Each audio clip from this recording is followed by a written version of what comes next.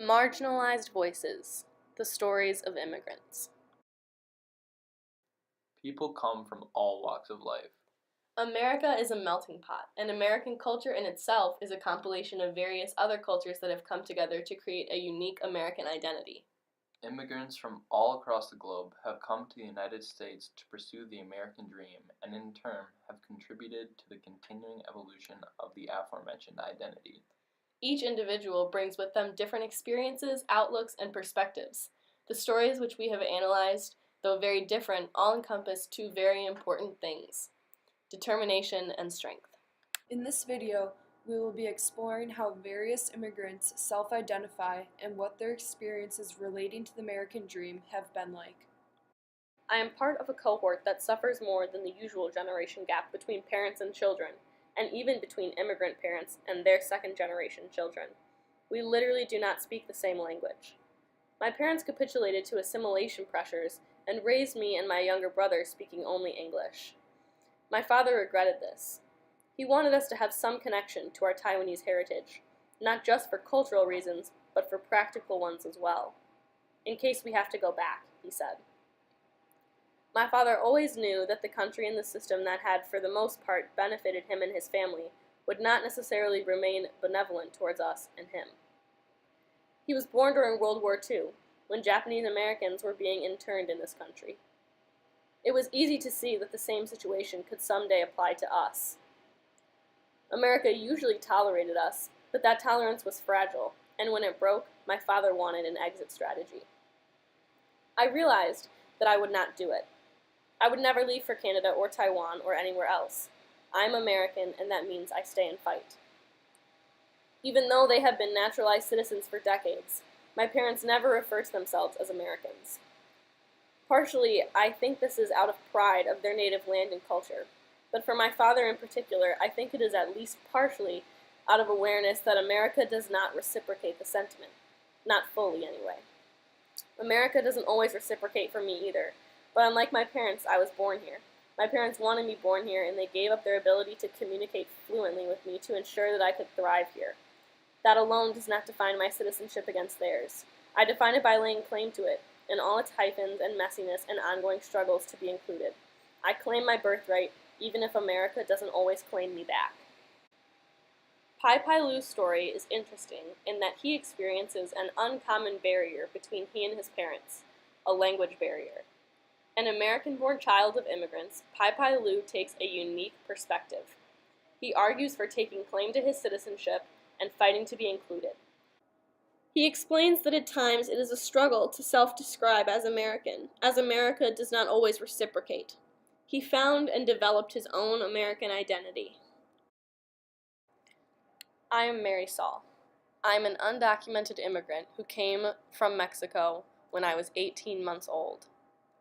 My mother and father had me when they were just teenagers, and so my father came to America to work. He traveled across the desert. When my mother and I decided to come to America, my mother handed me off to two men with fake IDs, and she crossed the desert herself. My mother and I were reunited once across the border. Ever since kindergarten, I have been outspoken about my status as an undocumented immigrant. I am now studying law in an attempt to make a difference for the people in my community, and specifically to protect my father should his deportation ever come up. Whenever somebody uses the word illegal, they're actively dehumanizing a person. They're stripping away one's humanity to rationalize their mistreatment. My father once said, "We live in darkness," and he is right. Mary Saul, an undocumented college student from Mexico, takes charge of her situation by studying law and speaking up. She identifies as American and says her father, who is also undocumented, deserves to be here just as much as anyone else. Her family came here in search of their own version of the American dream, and Mary Saul is doing everything she can to ensure this dream is protected. Gachuku Benite, a college student at Rutgers University, struggles with her identity in that she doesn't feel she fits in with African Americans or whites. She self-identifies as a Nigerian American and feels out of place here. For her, growing up in America was a struggle, and as she got older, she realized that she is American, but not solely American, and that her heritage is important to her identity.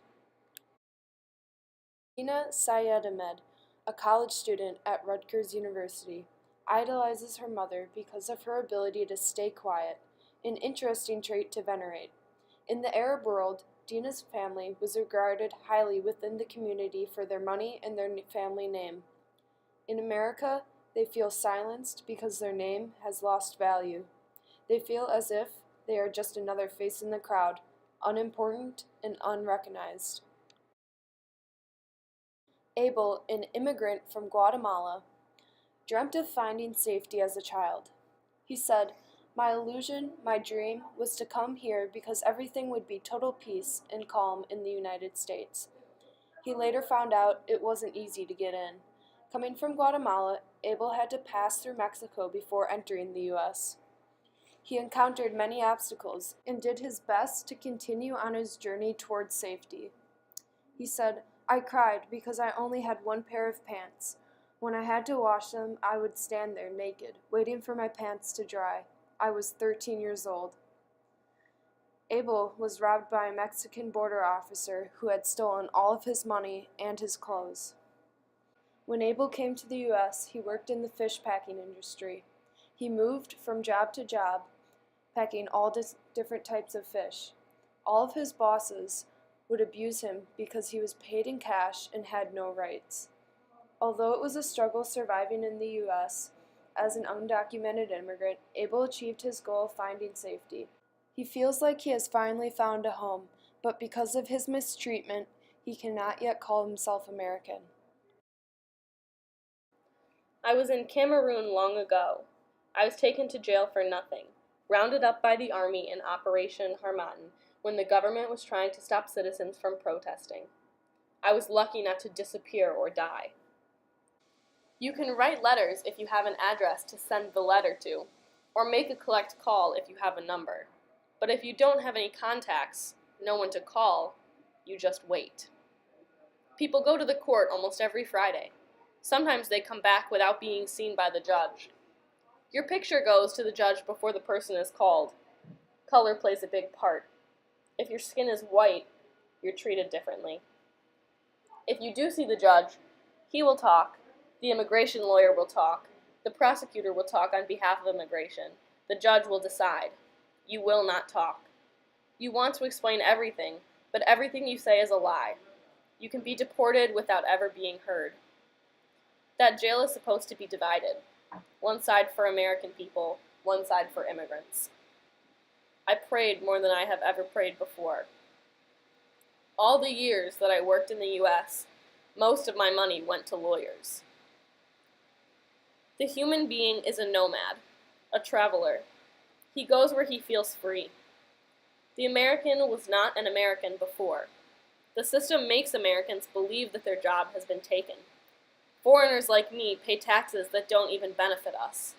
The people who are benefiting from our taxes are complaining that I am taking a job that they are not even interested in. The job belongs to the person who is willing to work. Nisambo provides insight as to what it is like to be silenced. His perspective on identity contrasts that of the other stories we have studied in that he illuminates the parts of America that have hurt him, the experiences he has had here that have impacted him in a negative way. These stories exemplify the idea that having a voice relates directly to one's happiness and can influence one's willingness to assimilate.